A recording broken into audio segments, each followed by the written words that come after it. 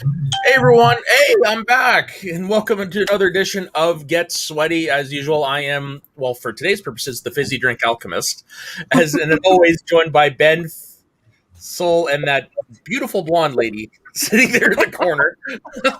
50 Shades of Geek, how you all doing? You're doing great.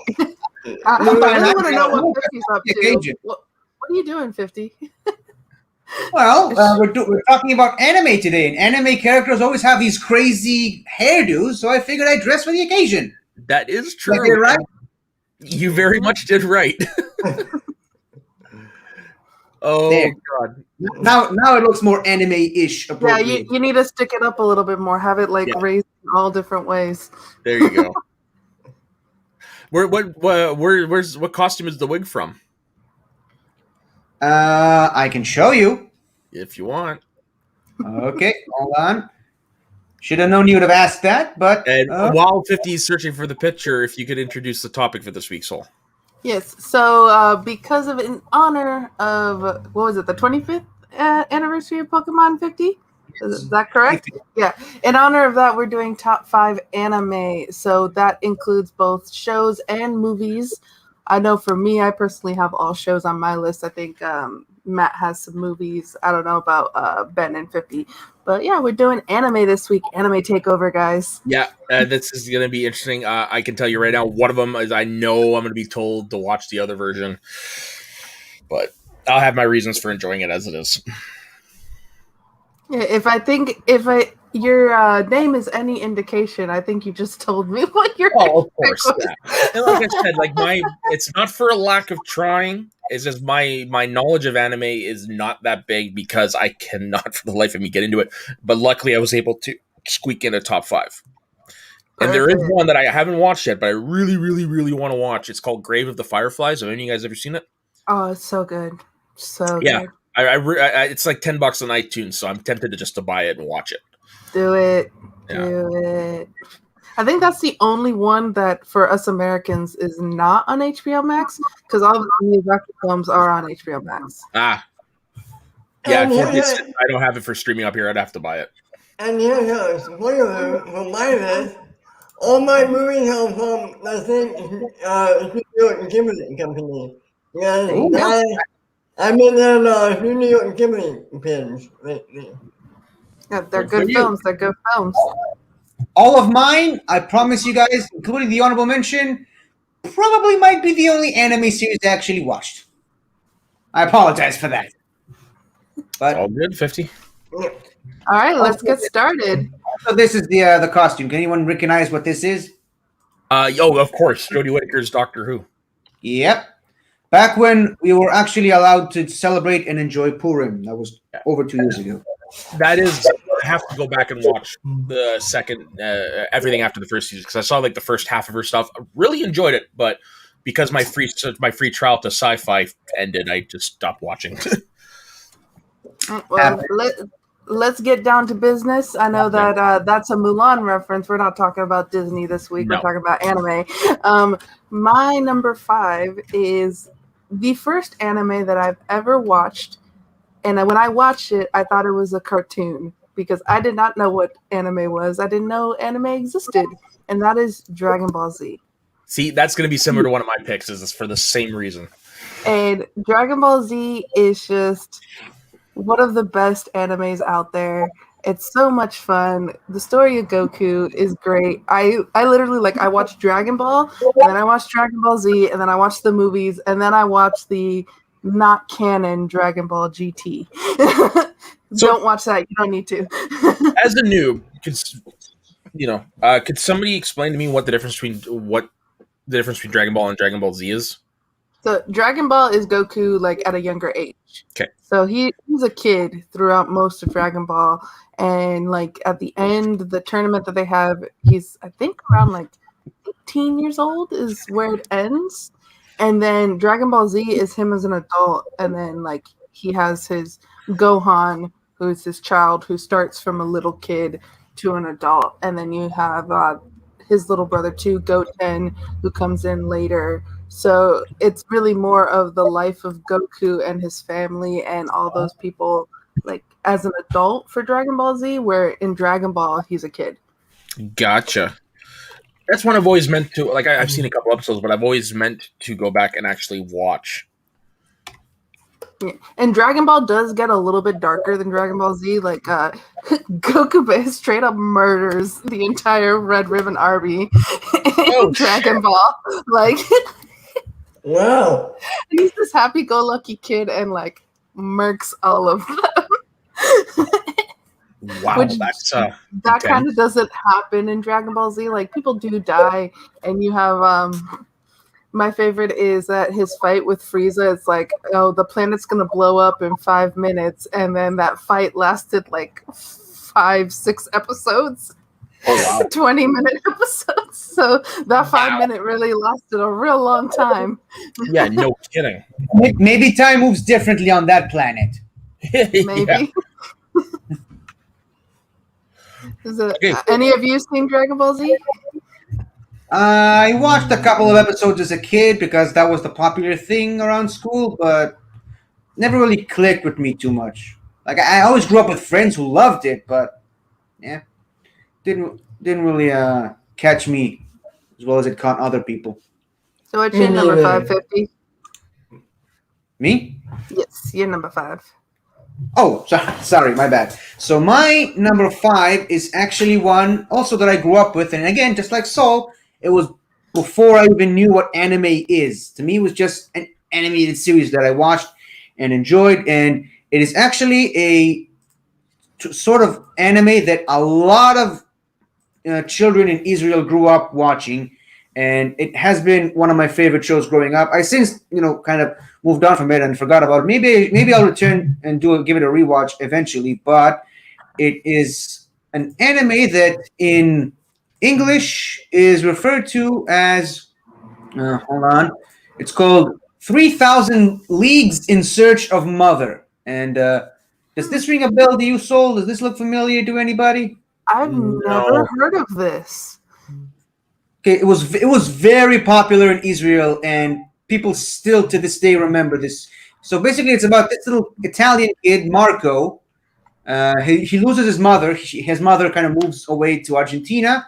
Basically, the entire series is him trying to find a way, first of all, to get out of Italy, travel to Argentina, and search for his mother, essentially, and hopefully find her while she's still alive, because he keeps hearing news about her that her health isn't really all that good. He's got this little monkey companion. I don't know. In the Hebrew version, they called him Kofifo, which is a tiny monkey. But I'm not sure what his real name is. But 3,000 Leagues in Search of Mother. In the Hebrew version, we just call it The Heart. That was. Hey, Tushka. Hey Tushka. Hey, It's funny is the more images you're showing, the more those images look familiar. Right. Maybe you should try to look it up. Maybe you've seen it and you just didn't realize it. Maybe I am looking. What's it called? It's in the English. It's called 3,000 Leagues in Search of Mother. The animation style really reminds me of this anime called Orphan, and typically, did that anime come out in like the 80s? Because like the 70s and 80s kind of have the same kind of animation style across the board, and it seems very similar. Don't see. Oh yeah, aired in 1976. Yep, The makes original sense. air date.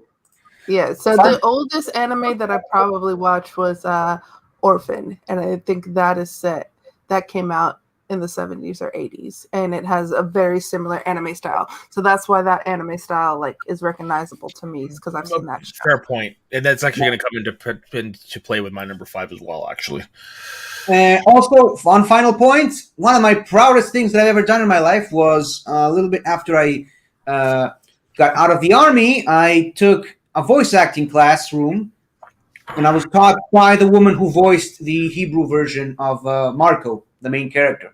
oh, cool! Nice.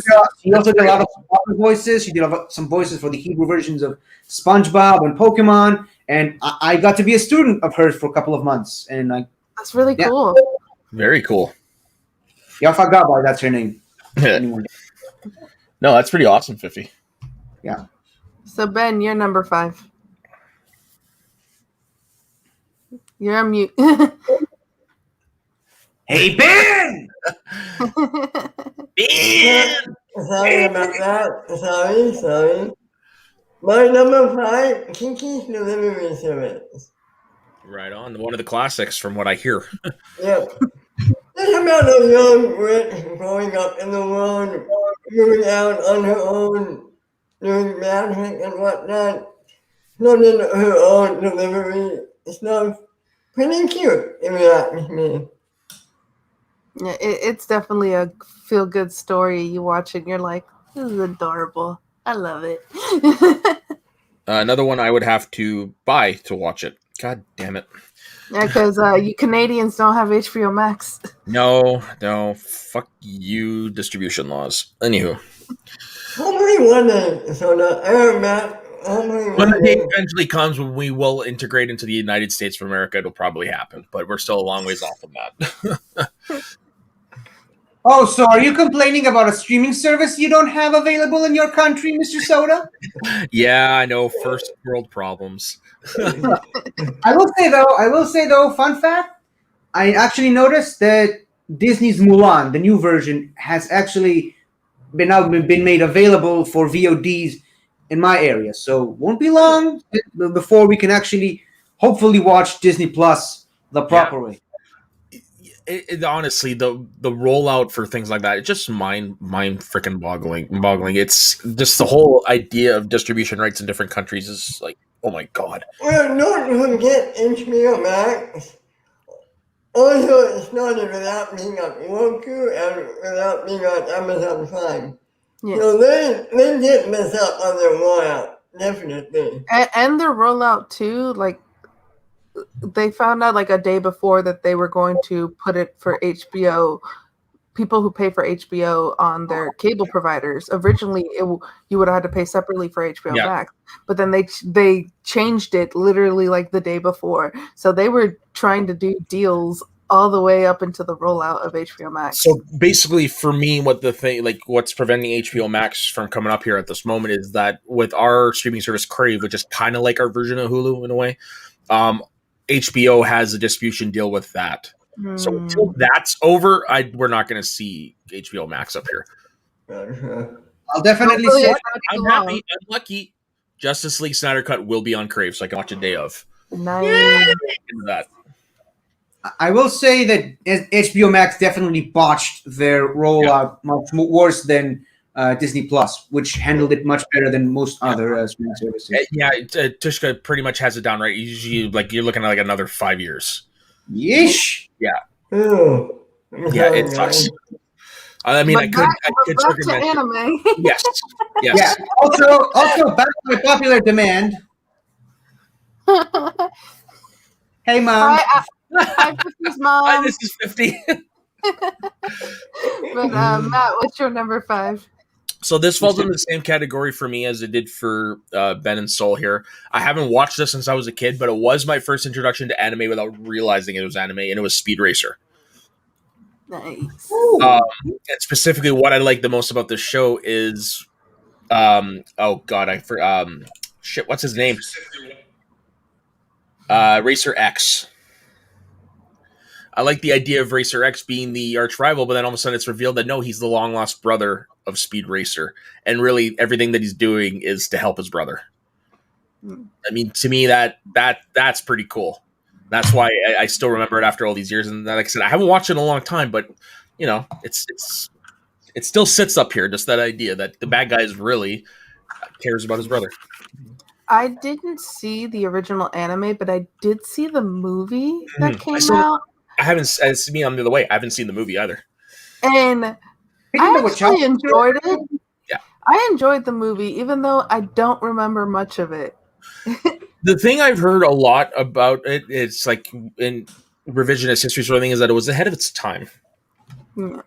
Whatever that means, I'd have to watch the movie to figure that out. There was a lot of CGI in the movie. Yeah, for sure. And that's normally a big deterrent for me is massive amounts of CGI like that. Do you know who played Speeder X in the movie? Yeah, Matthew Fox. Okay.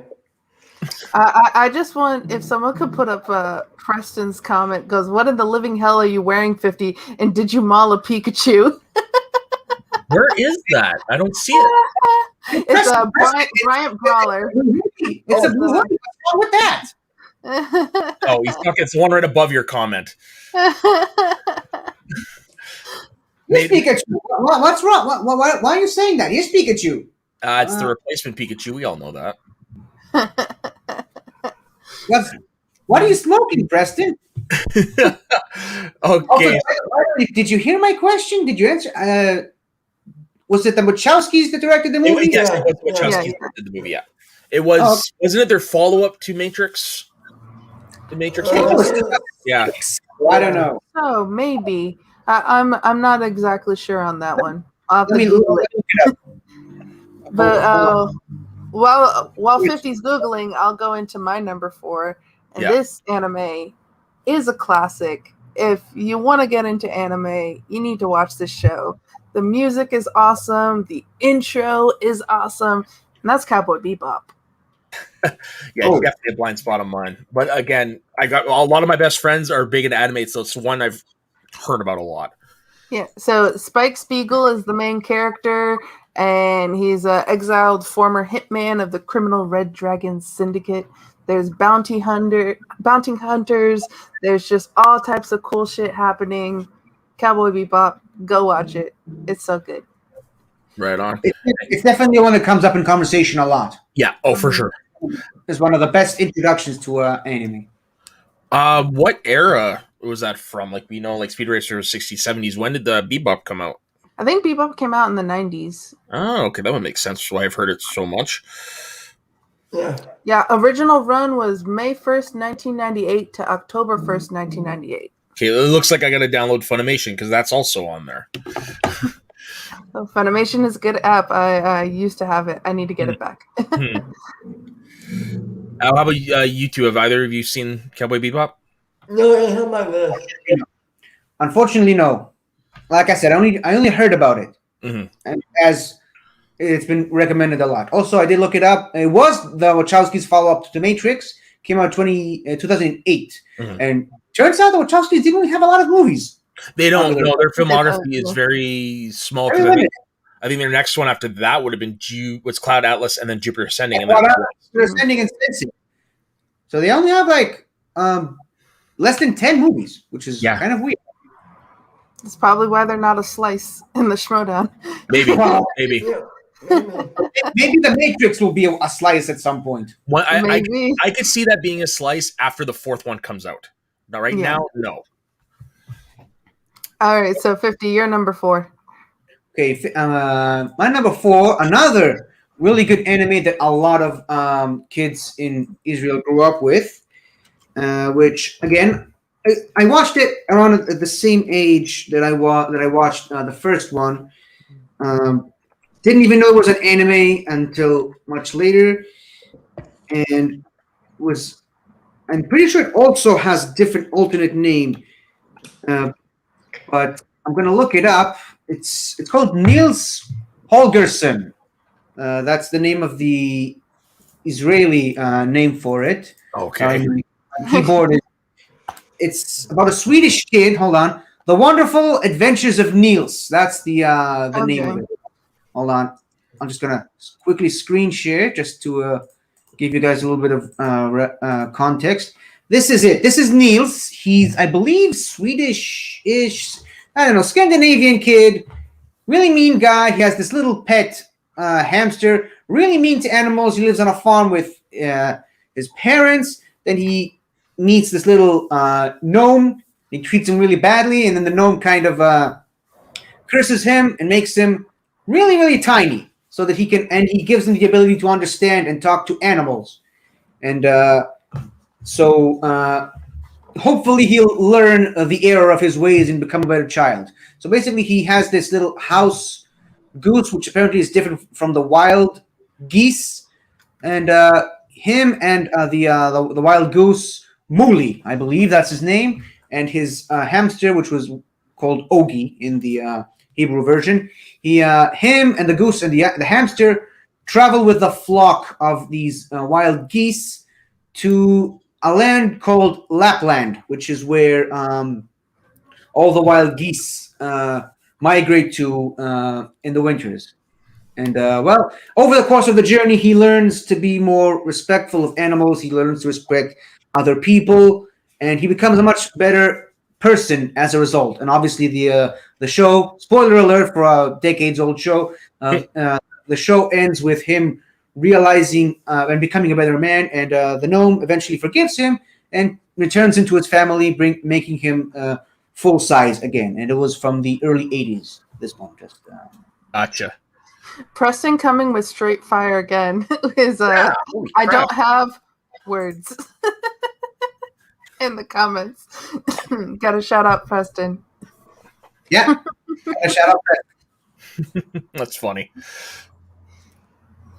Okay, so Ben, what is your number 4? It's going to surprise you that it's so low on my list, but Spirited Away.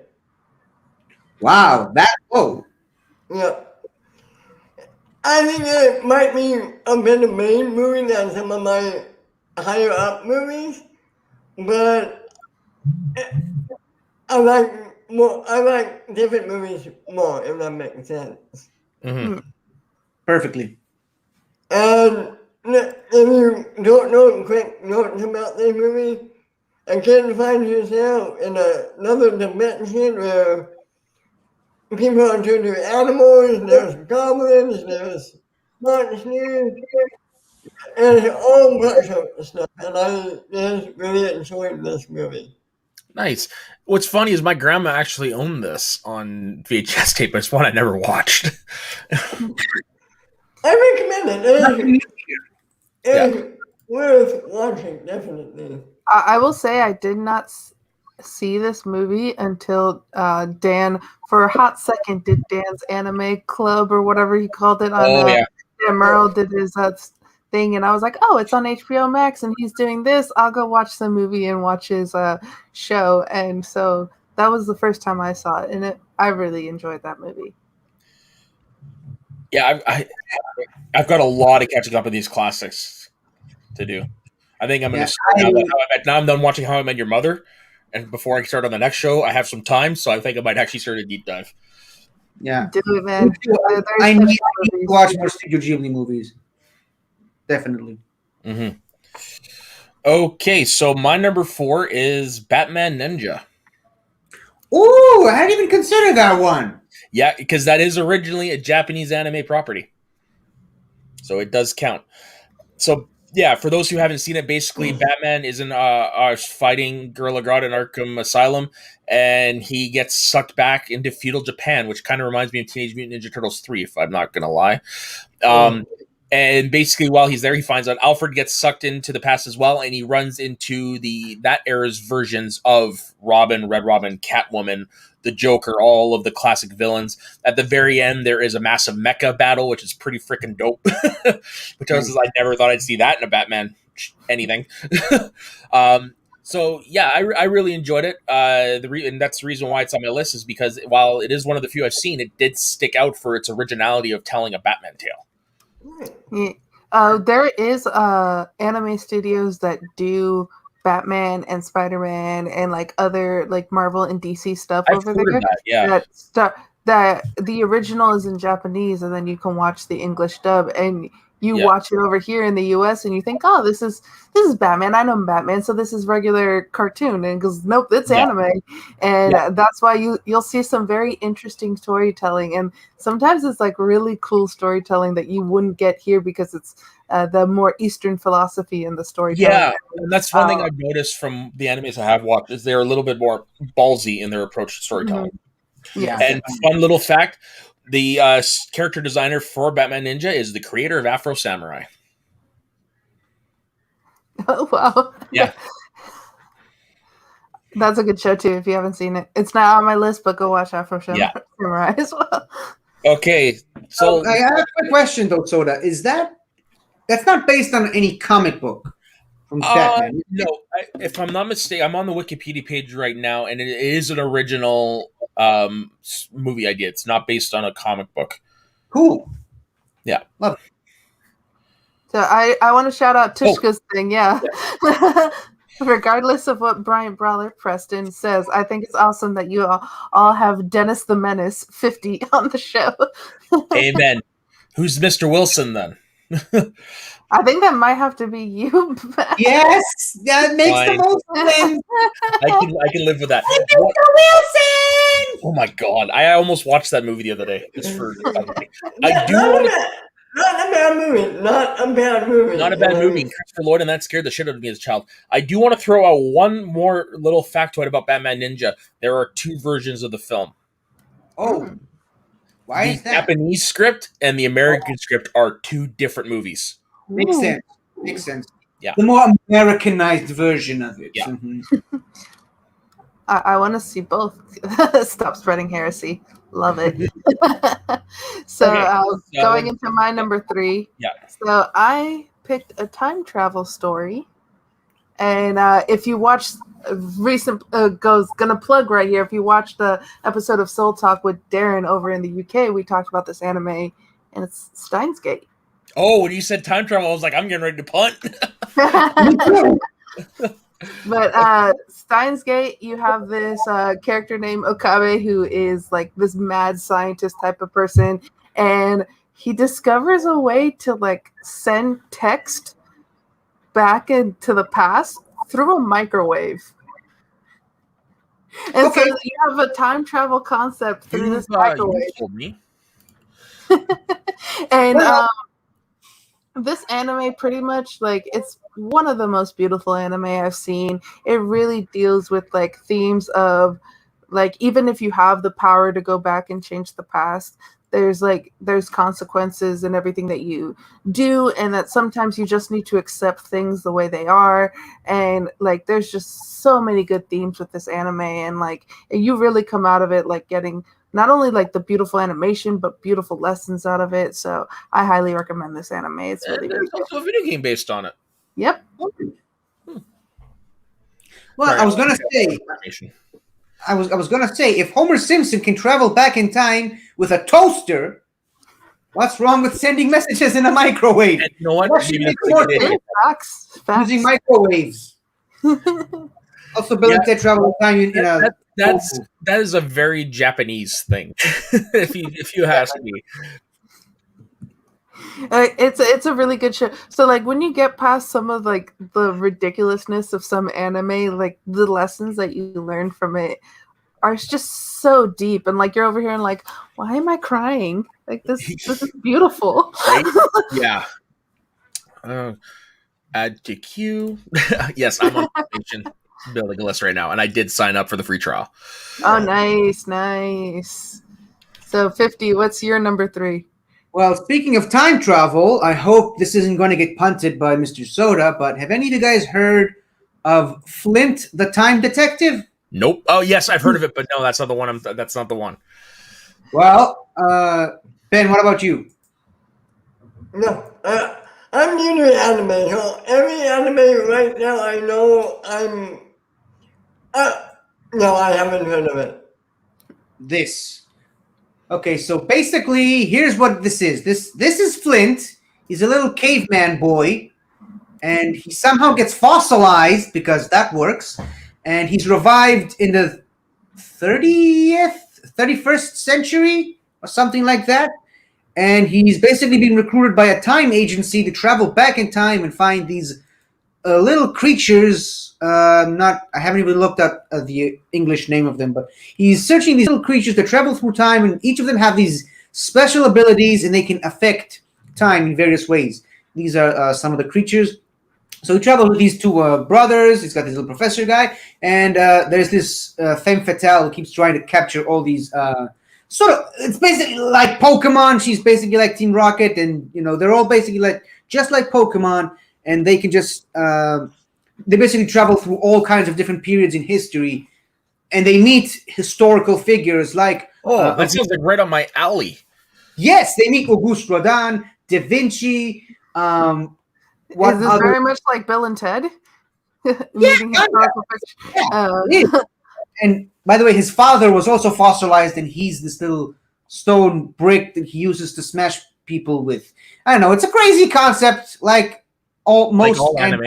Yeah. Yeah. And his hair does look like Goku's and Goku. Goten's hair and Yeah. Dragon Ball Z.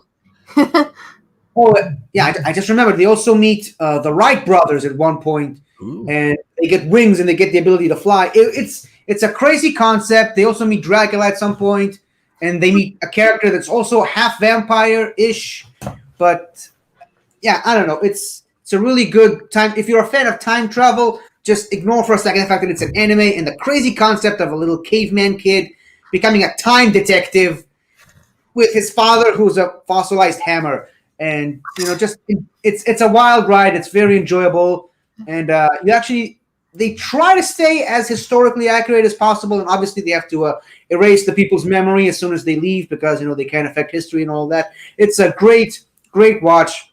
And if you're also a fan of cute, adorable creatures that become monstrous beings with godlike powers, you're also going to enjoy this one. And if you're a fan of time travel and Pokemon, you're going to like this one. Honestly, I love all the 50s picks because it's things I've never heard of before, and and it's things that I love about anime because anime can, like I said earlier, it can get so ridiculous in the best ways possible. And unfortunately, it is not on Funimation. And no, Tushka, I don't know where the weed guy came in. That was probably some fan art that just squeaked its way into the Google image page. Nice. The weed guy is right here. No, I'm kidding. Okay, Ben, what is your number 3? Pokemon. Huh? Ooh. Pokemon is about transforming raccoons. Okay. Drug are you on? Like, what? You have to elaborate, please. Yes. It's about raccoons that is transformed. Hold on, let me bring something up here. It's a thing. It makes no sense whatsoever. Yeah, that sounds about right. What? So yeah, that sounds about right. But I'm all in on it. While you're doing that, I'm gonna do something at the request of Tushka. He wants me to bring the weed guy back on. There you go. You happy? Nice.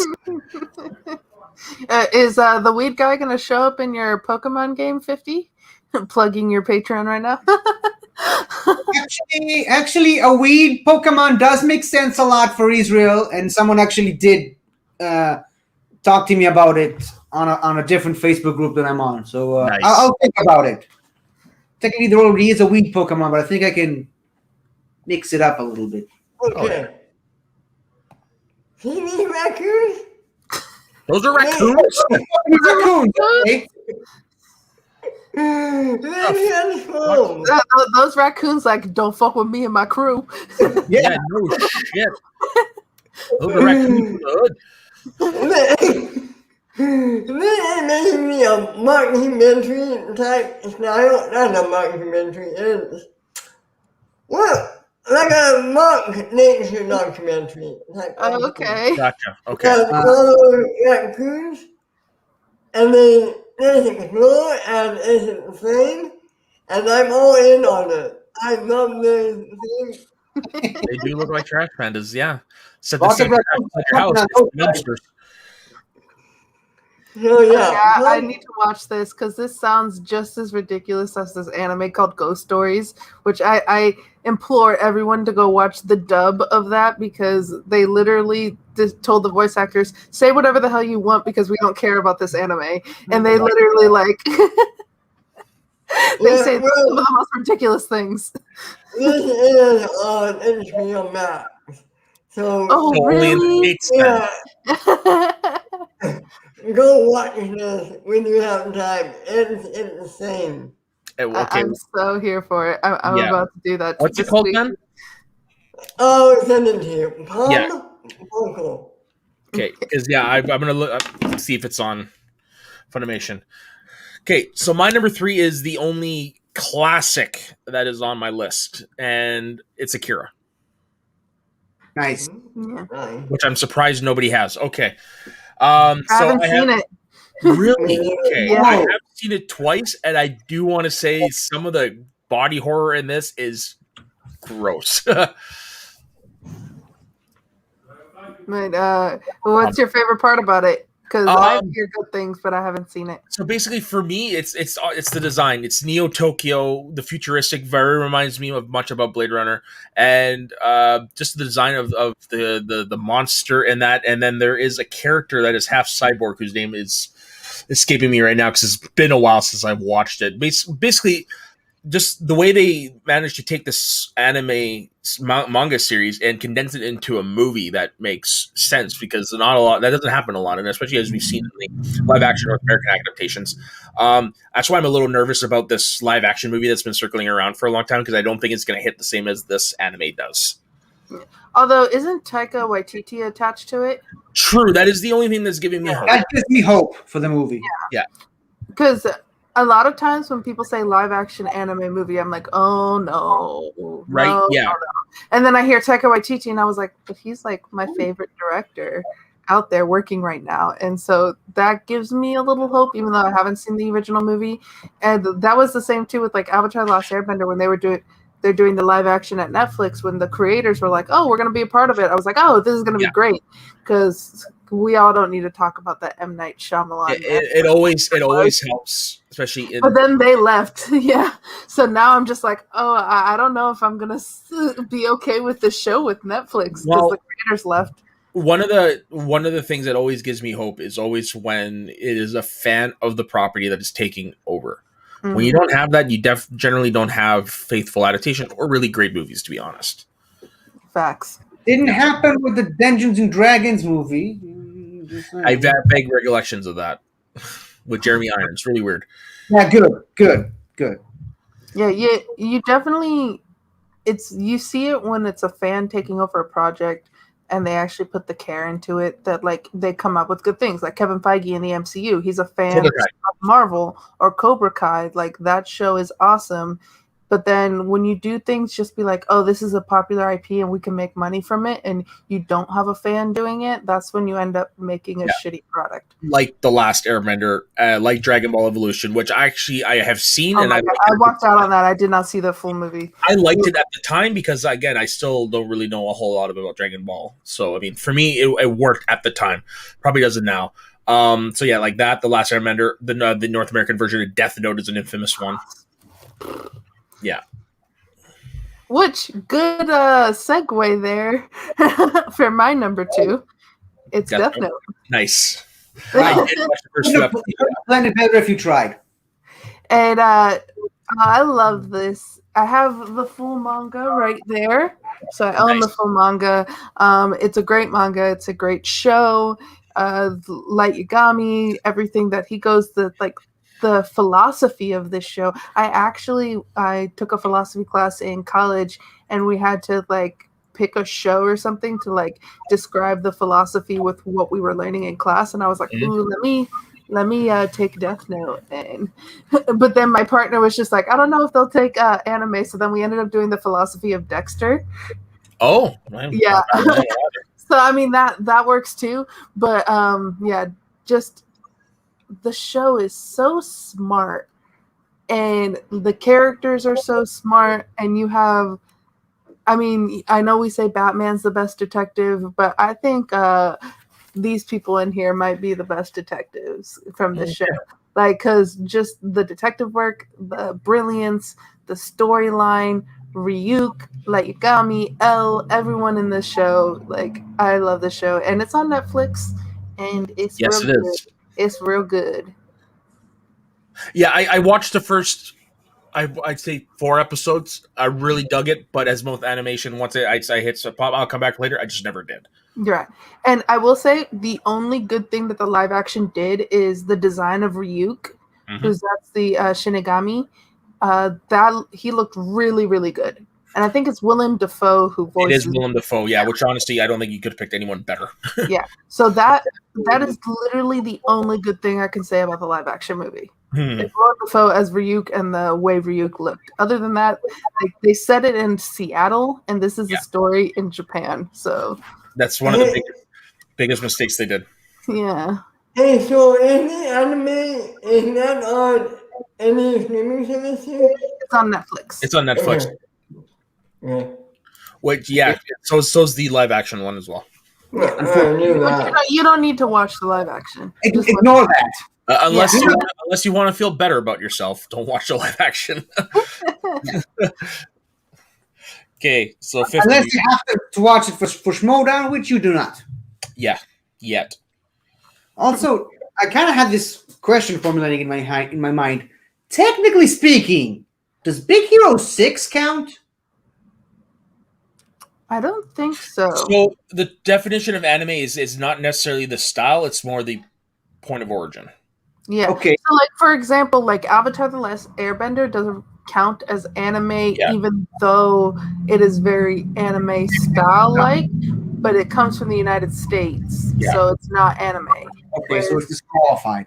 Okay. Yeah. But then you can argue too, season 2 of Legend of Korra. So like the animation studio that worked on Avatar: The Last Airbender is actually from Korea. And then season 2 of Legend of Korra, they actually used an anime studio in Japan. So some people were like, "Oh, does it qualify as anime now?" So that's a big argument in the anime Avatar: Last Airbender fan community. Is people going, "Is this an anime or not?" And people arguing about it. And I'm just like, just enjoy the show. You don't need to argue if it's anime or not. So basically, this is what anime is, to clarify what 50 brought up. As a type of animation, anime is an art form that comprises many genres found in other mediums. It is sometimes mistakenly classified as a genre itself. In Japanese, the term anime is used to refer to all animated works, regardless of style or origin. English language dictionaries typically define anime as a style of Japanese animation or a style of animation originating in Japan. Other definitions are based on origin, making production in Japan a requisite for a work to be considered anime. Yeah. Okay. Yeah. So I think the creators and the studio needs to be Japan. Yeah. For it to technically be anime. Yeah. So that's why something like Batman Ninja, because Batman is a North American property, but the origin of the product itself comes from Japan. Okay. So that's why it qualifies for the list. Yeah. Yeah. So what's your number 250? Okay. I want to be the very best. Of course. That's not number one. I never was. I even got the right color t-shirt. I'm surprised that's not number one, to be honest. Wait till you see my number one. That's all I have to say. This is the first one on your list that I actually know what it is. Yeah, we finally agree on something. So, obviously, I was going to have Pokemon on my list at some point. Just like I'm going to have to find a way to squeeze the Lion King somehow into this video. But Lion King anime man, he'd be set. Actually, Lion King was kind of loosely based on Kimba the White Lion, which is an anime, which they technically kind of stole the idea from Disney's Bambi. So it all comes back around. So yeah, there goes my Lion King reference for the day. In any case, bringing it back to Pokemon, it's an anime that I watched since I was a kid, and I'm still watching it till this day. Right now, I'm up to season 18, I believe, which is the second season of the X and Y series, which is regarded as the best series in the anime's history.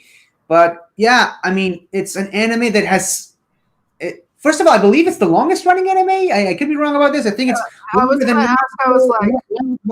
than One Piece and longer than Dragon Ball. I was going to ask. I was like, which one's longer, One Piece or Pokemon? I think I heard this last week that Pokemon just passed One Piece. Oh wow! Yeah. One Piece has like over 900 something episodes. Like it's something ridiculous. Pokemon is somewhere around 1,100 episodes. Ooh, wow! 1,144. Wow! And someone agrees with me. The X and Y series is awesome, and they actually did change up the animation style for that one particular. So, like the first couple of seasons, you can tell the animation was very, very limited, and they looked very, very Japanese inspired as far as the artwork. As the series went on, they kind of had like two separate types of the show. There was the original Japanese and the more Americanized version, where they kind of changed up certain Japanese iconography into more American stuff, changing like the snacks, like the rice balls, into actual donuts, which also reached into another very popular, famous meme of Brock looking at a bunch of rice donuts, calling them rice balls, calling them jelly-filled donuts, which they are not, but still. And I don't think they switched to 3D animation, although they did do a remake to the original Pokemon, the first movie, in 3D, which I will say, people like to say that the Lion King remake is a shot-for-shot remake, and I contend it's not. I can make an argument of that, but... And he has, and successfully so. Yeah, thank you very much. But the 3D animation for Mewtwo Strikes Back, also the original, the name of the new remake is called Mewtwo Origins, something like that. That is a shot-for-shot remake. Like, there's no question about that. People like to say that the Fast and Furious, the first one, is a shot-for-shot remake of Point Break. It is totally not. It's a plot remake, but it's not shot-for-shot. It's not shot-for-shot remake. I don't understand why people make that argument. Because story plots are a lot similar. That's why I'm not. Yeah, it's not. It's not like a shot-for-shot remake. Like I said, you want to watch a shot-for-shot remake, watch that one. However, what? And Psycho, the 1997 Gus Van Sant remake. That is a true shot-for-shot remake. Oh wow! Yeah, didn't know that. And not exactly a shot-for-shot remake, but Airplane is basically the same exact script of a previous movie, but done in a comedic sense. Yeah, exactly. 0 Hour, I believe it's called. I think so. Yeah. You can find that movie on YouTube. Yeah, you know that. I love Airplane. But bringing it back to Pokemon, like I said, it's arguably the longest running anime series. Someone can correct me if I'm wrong, but it's definitely a series that has had. It's definitely a series with a history, and like when I say history, it has a lot of episodes that didn't air because of real world stuff, and it has a collection of reasons for it. Like once it was going all the way back to 9/11, where they didn't air a few episodes because of that. Then to like the earthquake in Japan in 2011 or 2012, that also had a completely different change to the direction of the storyline. They completely changed it up. And even more recently, coronavirus also affected it. So like, that's one of the things that I think it goes into Pokemon history, that the show's gone on for so long, and it never stopped. It was always in circulation. Didn't take a break. It was always there, except for these few occasions that kind of forced it to change. Yeah. And there is one you're missing in there, and it is this is me reading on Wikipedia. This is an episode called Cyber Soldier Porygon. I do know that. That was the famous episode because something that Pikachu did, which I don't know why. It caused 685 children to experience seizures and seizure-like systems caused by a repetitive flash of light. Yes, and like I said, it's something that Pikachu did, and for some reason, Porygon is getting all the blame for it. That's why the Porygon family line never appeared in any episode of the anime since then. Which I don't except for one brief cameo in the movie Pokemon Heroes. And that reminds me too of The Incredibles 2. The movie theaters had to start putting warnings because of the flashing lights, because they originally didn't have it, and there was kids having seizures watching that movie because of those flashing lights. So then they had to put a warning on like every movie theater that I went to, like had the warning sign like, hey, this might induce seizures. Do not go see it if you're prone to seizures or any of the. And I was like, dang. Yeah, it definitely gave me a headache when I did see it. Yeah. Didn't happen to me. Maybe because I don't have a brain. Also, to answer Preston's comment, that Tentacool episode does exist. It's like, but it's half. No, wait. Sorry, I was talking about a different one. So that Tentacool episode does exist in its full form. You can watch it. The episode prior to that was an episode where James from Team Rocket was seen with inflatable boobs, and apparently that didn't sit well with a lot of American audiences. So now you can find that episode half English, half Japanese. They didn't translate that particular part of the episode.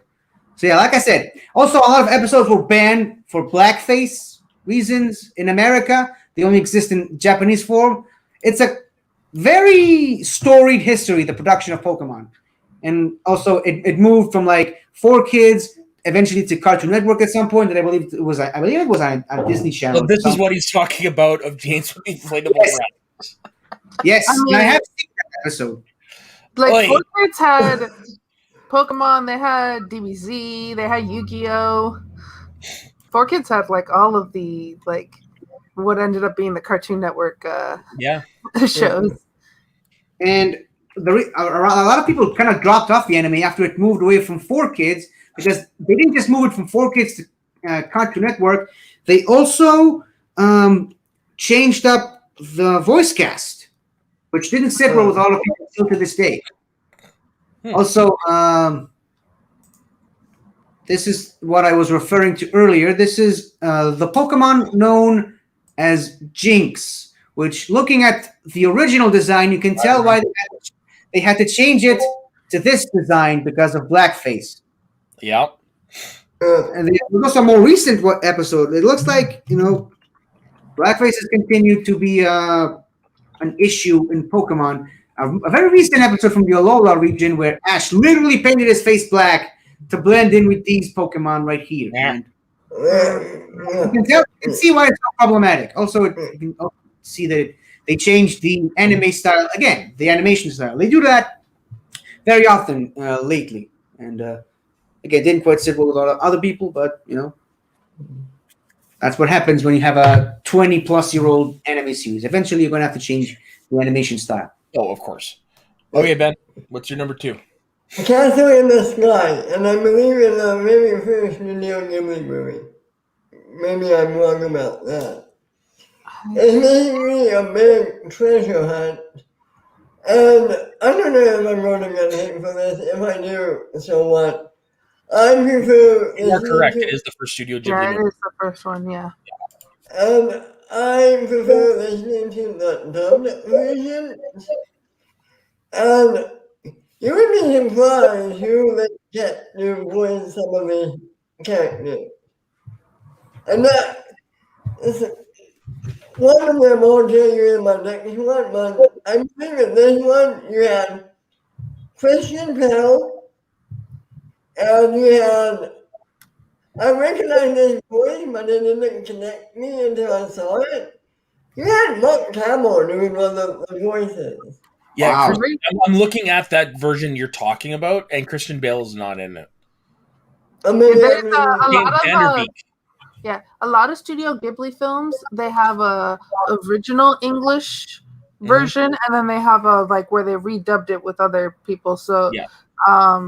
It depends on like what version of the movie you have. If you had it on VHS or now on DVD, they've updated with like new voice actors. Yeah, and the updated one's got quite the list of actors. You've got James Vanderbeek as Pazu, Anna Paquin as Sheeta, the late Cloris Leachman as Captain Dula, Mark Hamill as Colonel Muska, Jim Cummings as General Moro. Now, Jim Cummings is more known for his voice work as animals in like all the animation in the West here.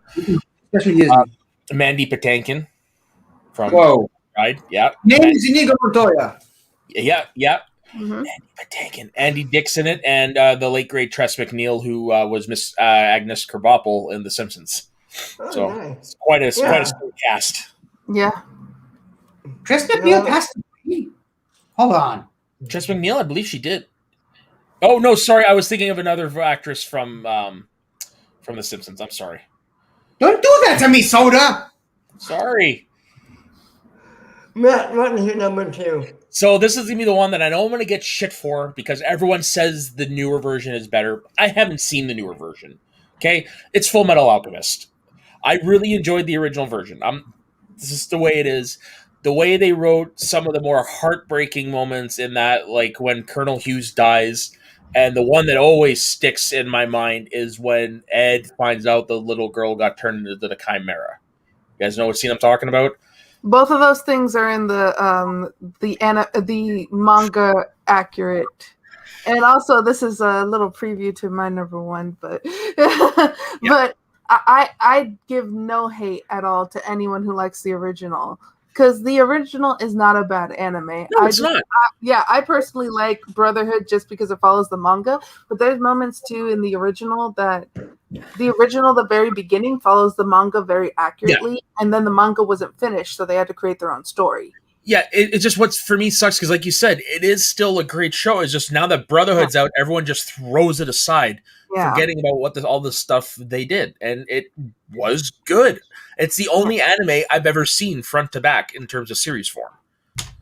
I do say go see Brotherhood. It's on. I think it's on Netflix. It's on Hulu. It's on. It is everywhere. HBO Max. Yeah. it is everywhere. I just have to sit down and watch it. That's just really what it comes down to.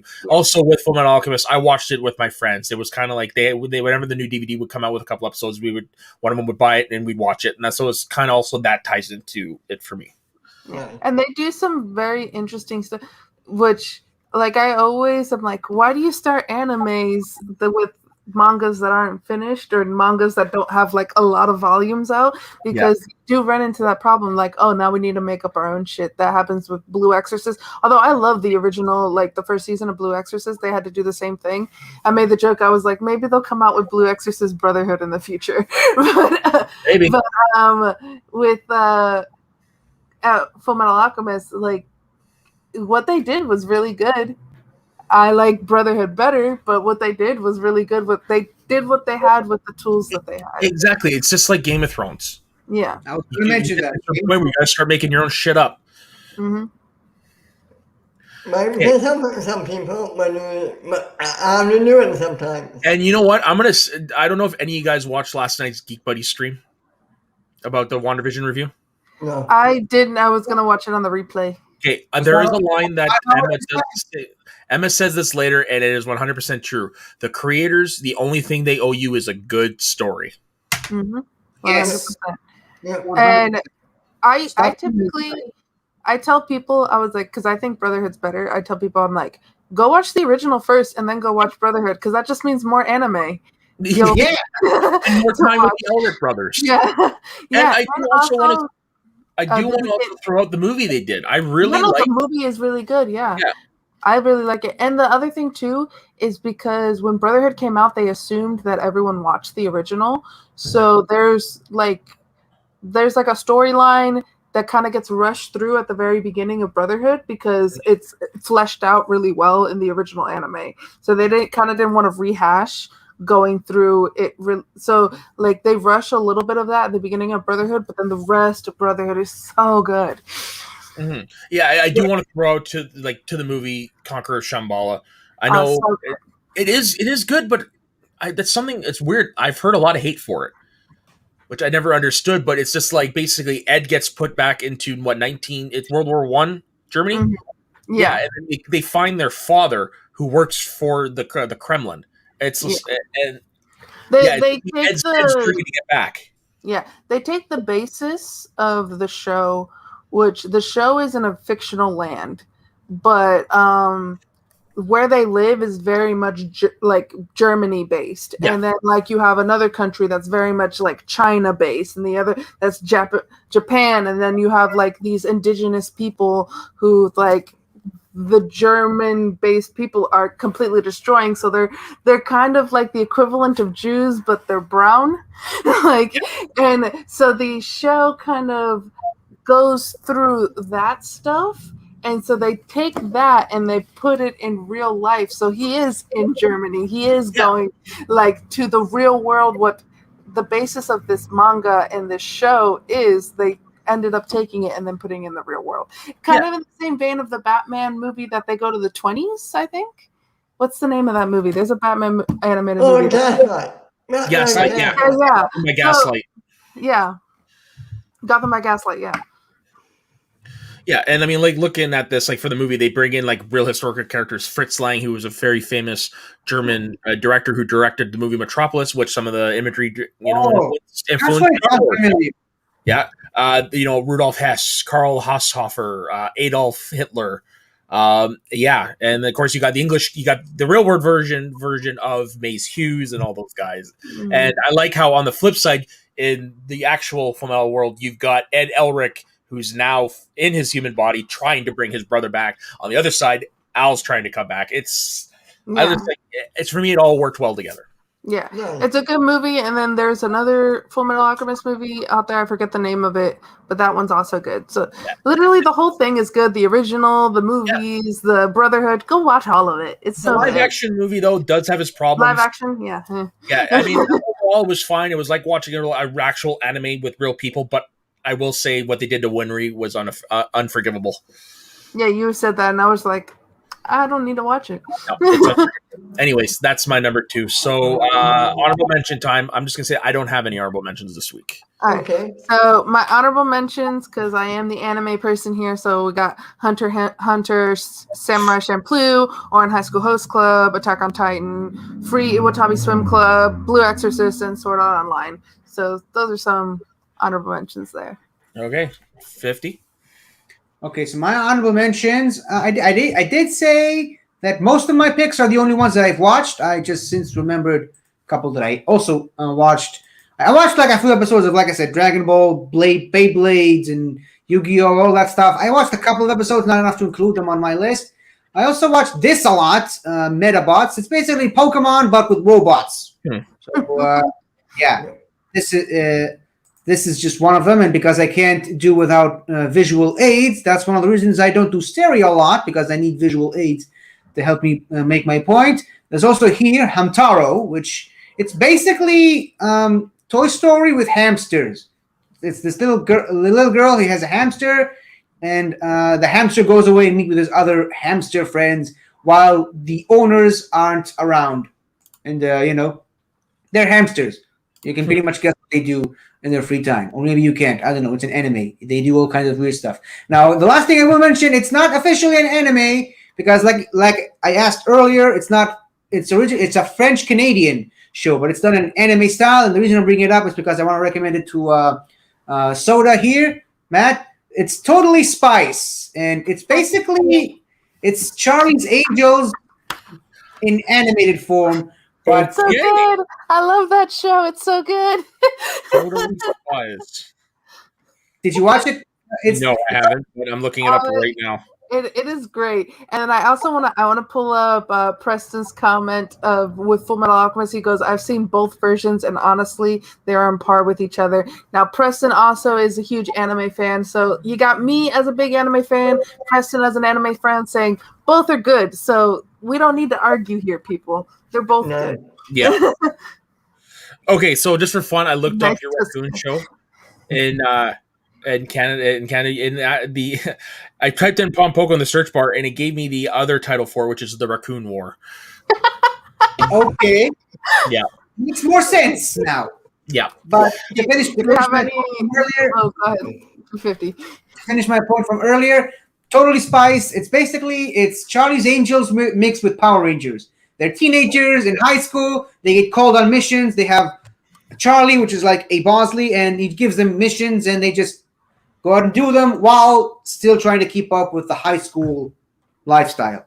Like nice. High key, this came out. I forget. I think it's early 2000s when this came out. Like I watched this as a little kid, and there was a Game Boy or version game for this too. Like I played that shit. Like this is right up my alley. This is little kid soul right here. Totally Spies was it. Nice. And for me, it's French Canadian. It's like wow. Totally soul. But Ben, do you have any honorable mentions? Yeah. Really quick. That Cat Returns, Ponyo, and Yu-Gi-Oh! But only seasons 1 through 5. What's wrong with everything after that? And they didn't change the characters, and I like the original cast. The main story arc. Gotcha. All right. So what's your number 1, Soul? Full Metal Alchemist Brotherhood. Right. Yeah. It is.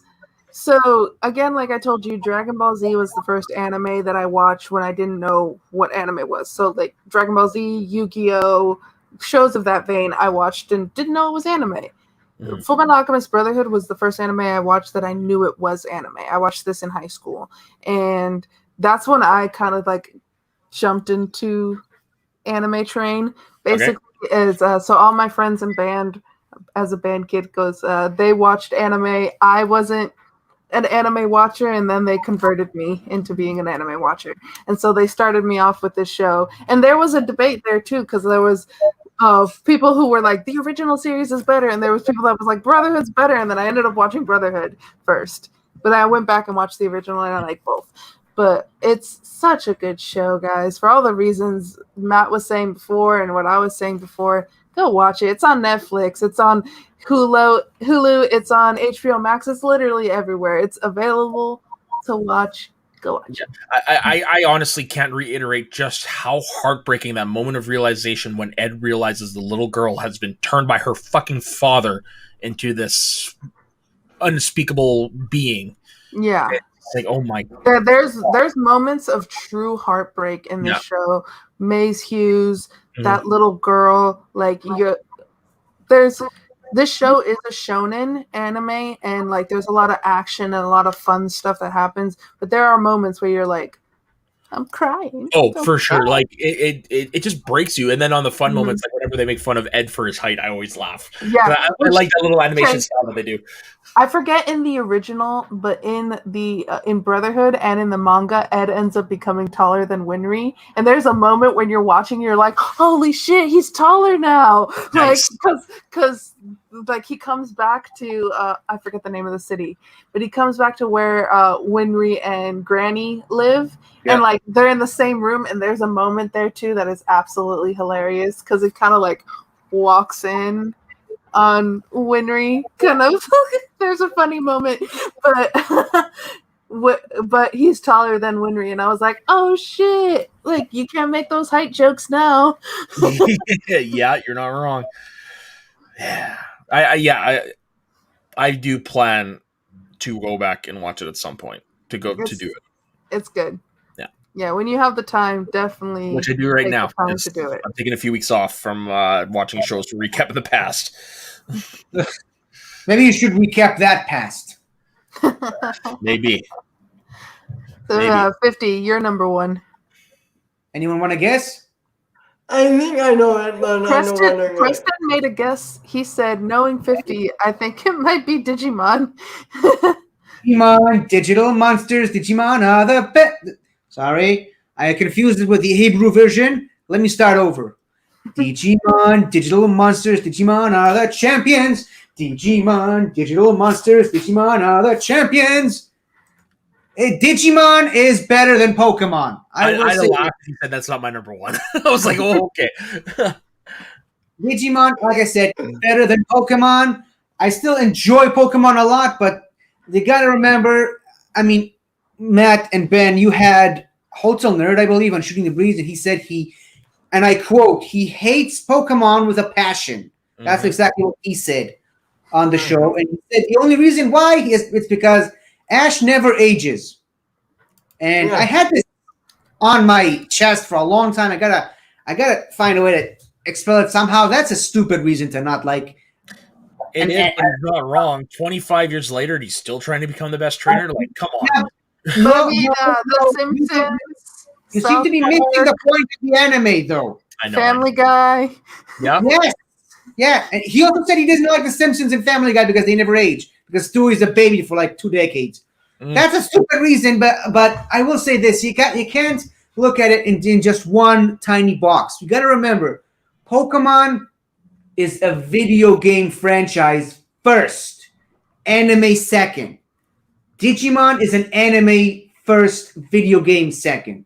That's why the anime of Digimon is better than Pokemon's anime, but Pokemon is the biggest franchise of all time, mostly because of the video games. And let's be honest, as a Digimon fan, it hurts me to say this, Digimon games aren't that bad, aren't that good. And that's just the way it is, because they don't think of it, they don't treat it as a video game property. They treat it as an anime storytelling purposes first.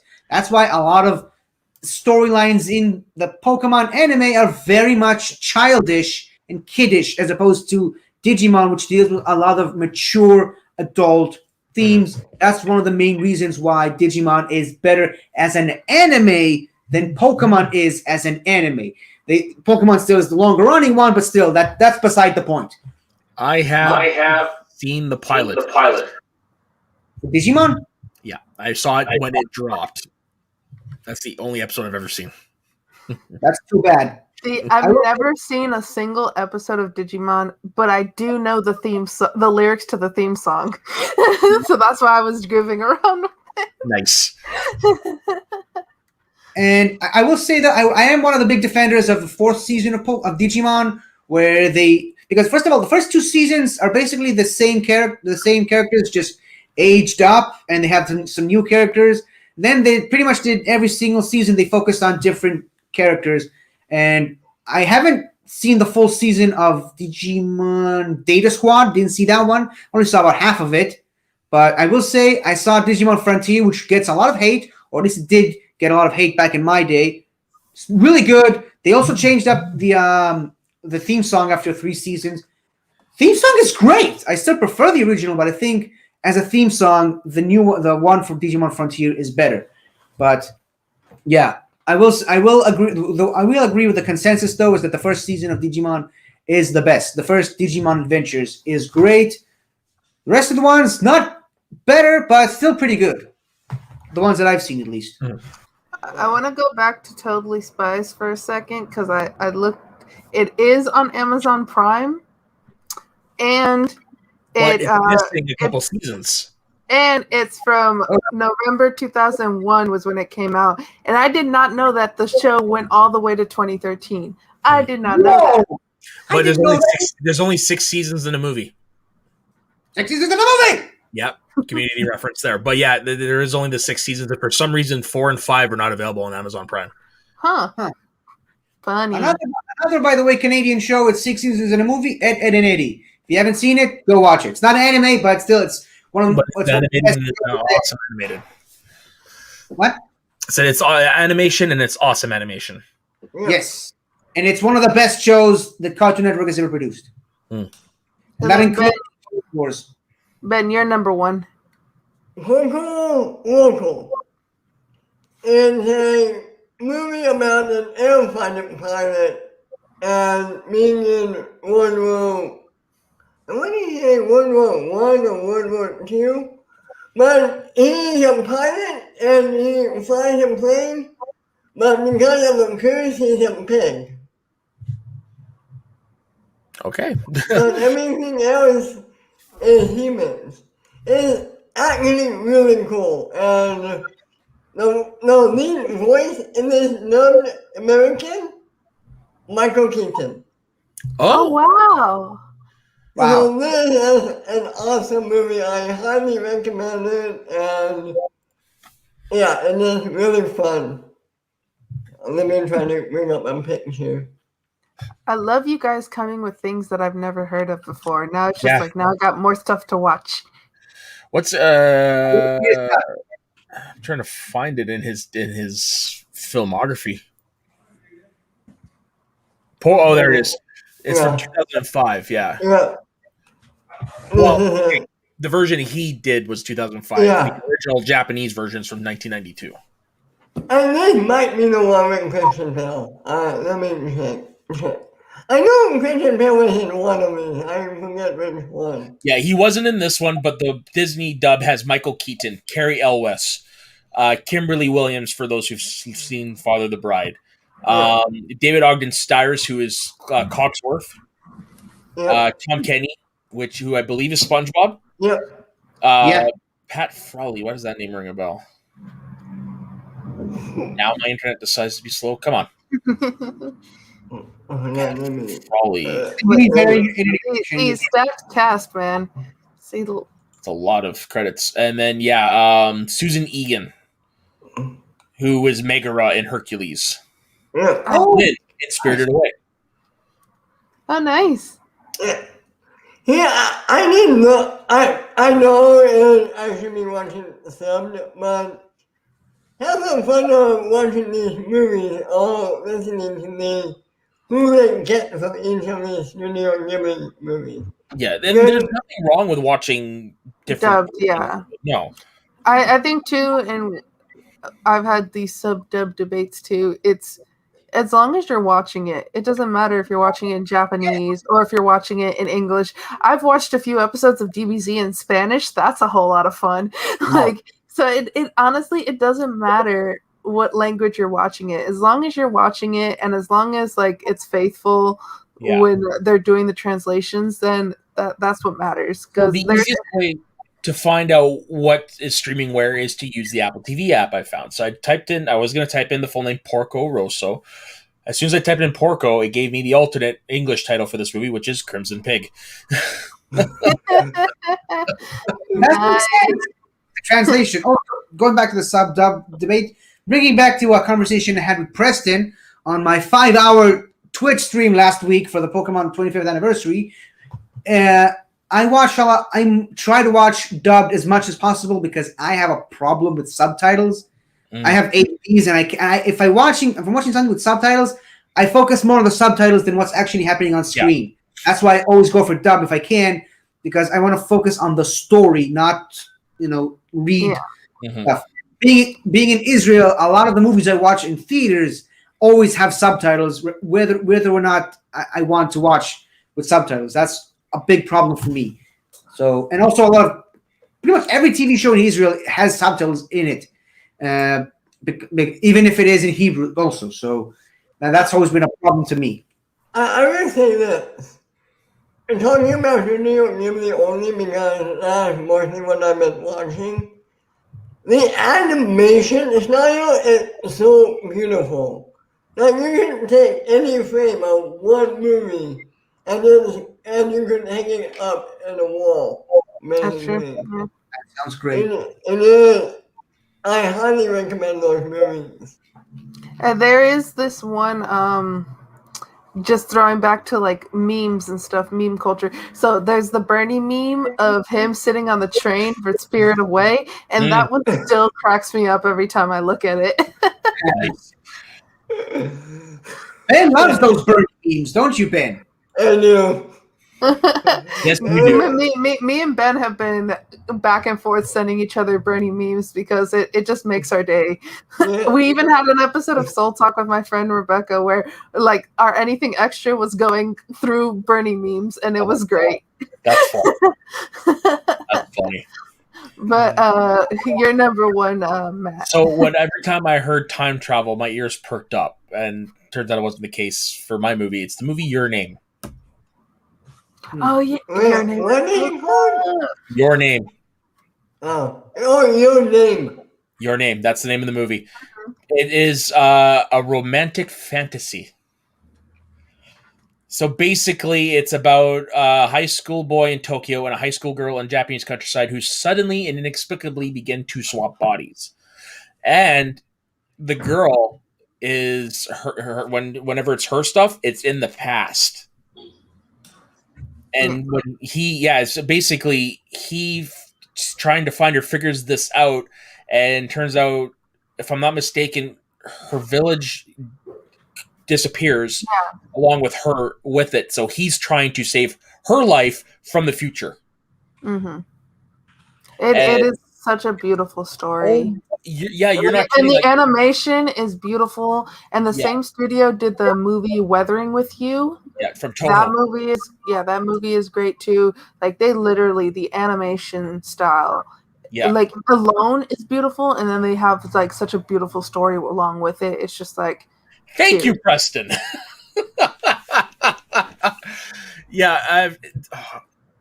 Like when I go into animes, I don't know what to expect because it is not my genre of choice at all. But sitting there watching it with my friends, and all of a sudden, it's like, wait a second, what the fuck just happened? Why is she acting like him? And then as it keeps going, it's like, okay, they're starting to fall for each other. They just don't know it yet. And then, oh shit, he's from the future. What the fuck? Her hometown is destroyed. What? You just like a whole lot of what the fucks, but it keeps you invested the whole time. And it is probably the anime I've watched the most. Wow. It is beautiful. Yeah, and I this is the way I describe it to people who've never seen it. It's basically The Lighthouse in animation form, which is the Keanu Reeves, Sandra Bullock movie where they're communicating. The Lighthouse is the new one with Robert Pattinson. Yes, sorry. Yes, the one I'm referring to. Different movie. Sorry. I don't sleep much. My brain is perma-fried. It's okay. But yeah, basically that's how I describe it, as that movie, but in animation style, because it is a similar idea where you're two star-crossed lovers communicating through time and space. Yeah. Nice. That definitely. Preston definitely said 100% that Matt's coming in here with the culture right now. Like that is such a beautiful film. Oh, Go watch it. Watch it. That was my number one film of the year it came out.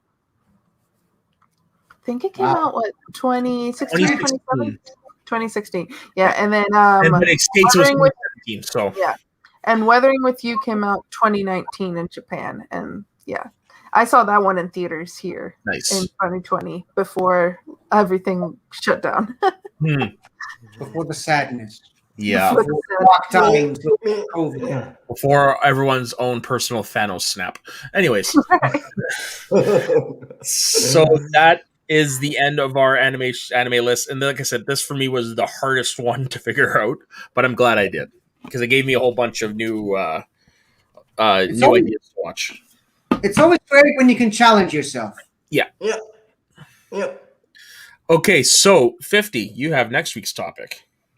Okay, so my topic, since we just watched the season and probably series finale of WandaVision, and the show is mostly, at least for the first 7-8 episodes, they were all about sitcoms going through the decades and through the generations, and how sitcoms have evolved over the years. I've chosen to pick my topic for next week, which will be top 5 sitcoms, which I can say openly right over here. You might see a few Israeli sitcoms on there. Wouldn't have it any other way, 50. Yeah, if 50 doesn't bring on Israeli stuff to this show, then 50's sick. Like, we need to go check on him. Yeah, pretty much. Okay. Or the Lion King. Or the Lion King, yeah. If I don't bring up the Lion King at least 5 times on the show, if I don't bring up the Lion King at least 5 times on the show, I've probably been kidnapped by aliens and replaced with a clone. Oh boy. I wonder what a clone 50 would be like. It'd be a little weird. 52. Yeah, 50 Shades of Geek .1. Okay, so with that being said, Sol, where can everybody find you?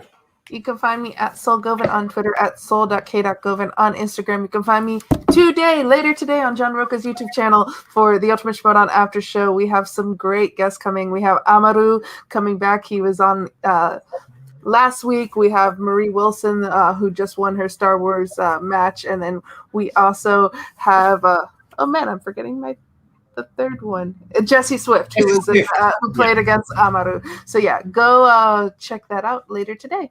Yeah, and 50. You can find me on my channel, 50 Shades of Geek. You can also find me on my second channel, 50 Shades of Gaming. You can also find me on Twitch, 50 Shades of Geek without the F.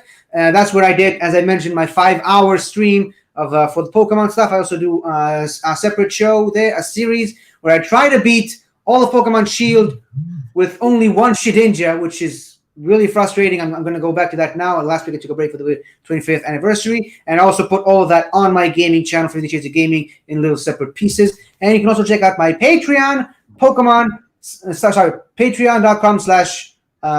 Starcross and Crescent, where I'm trying to build a Pokemon game based on Israel, the country where I live in. And I could really use some support. And coming soon to a Pokemon fan art game near you, Wee Guy. How about you? You can find me at Bedreader 2. You can find me every Tuesday with Matt here on Shooting the Breeze, every Friday on Recapping the Past. Yeah, Recapping the Past. Every Saturday right here. Every Sunday with Ben's Hot Takes. Actually, tomorrow will be a very special episode where it's a spoiler review, and 50, you're coming on that, right? Yep. Absolutely. And every Saturday normally on Mount Schmodown, where we just announced last night, if you missed it, we're moving over to Schmoes of the Dome, Matt's channel. Yeah, we're expanding, and we brought in the These two guys. Yeah, and we're happy to have you, Ben. We are very happy to have you guys. When we're taking a week off, we'll be back next week at a noon time and 1 o'clock Pacific, I believe. And I think that's everything, right? Okay. Yeah.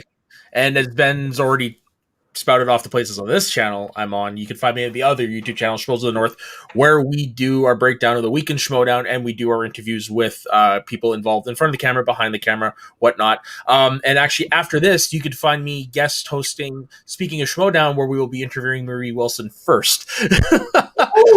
Yeah, you can definitely check me out. It's always a good time on that show. So definitely check that out. And of course, Soda_Stacksman on Instagram and Twitter. So thank you very much, everybody, for joining us, especially everybody in the chat. That was a lot of fun. And we will see you next week for Get Sweaty. Don't forget, everybody, smash cancer and stay sweaty. Smash cancer. Yeah.